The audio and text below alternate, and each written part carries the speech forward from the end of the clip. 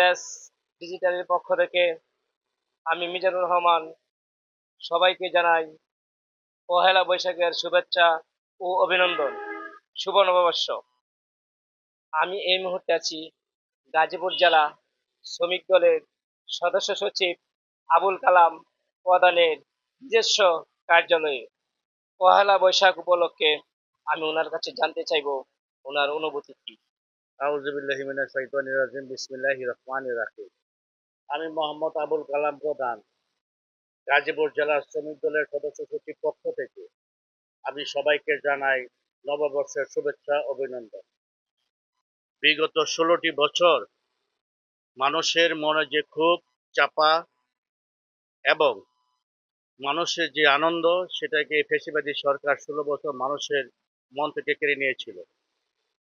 আজকে মানুষের এই ফ্যাসিবাদী সরকার চলে যাওয়ার পরে মানুষের মধ্যে যে আনন্দ বিরাজমান রয়েছে, তাই আত্মপ্রকাশ করবে বাংলা নববর্ষ উপলক্ষের মাধ্যমে।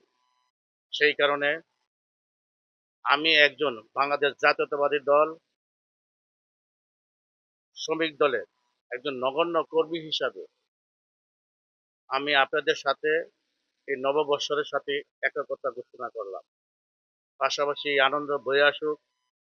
16টি বছরে মানুষের নির্যাতন, নিপীড়নে, অত্যাচারের মধ্যে দিয়ে একটি সুন্দর, স্বাচ্ছন্দ্য, পরিষ্কার এবং গঠনমূলক নির্বাচনের মাধ্যমে যাতে মানুষের স্বতঃস্ফূর্তভাবে অংশগ্রহণমূলকভাবে গাজীপুরের বিএনপি, আমাদের প্রিয় নেতা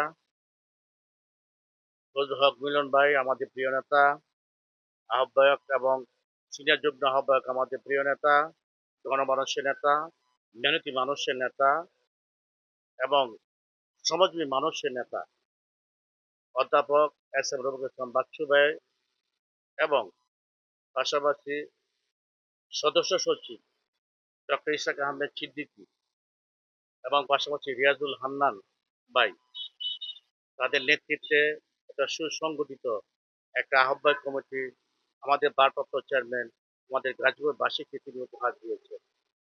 সেই লক্ষ্যে ঐক্যবদ্ধ আছি এবং আমরা ঐক্যবদ্ধ থাকবো। সেবার চিকিৎসক করে যিনি ইতিমধ্যে খ্যাতি অর্জন করেছেন, গাজীপুরের 3 আসনে মাটির মানুষের নেতা, গণমানুষের নেতা অধ্যাপক এস এম রফিকুল ইসলাম বাচ্চু ভাই কে আমার ব্যক্তিগত পক্ষ থেকে অভিনন্দন শুভেচ্ছা জানিয়ে আমি আমার বক্তব্য এখানে শেষ করছি। আল্লাহ হাফেজ। বাংলাদেশ জিন্দাবাদ।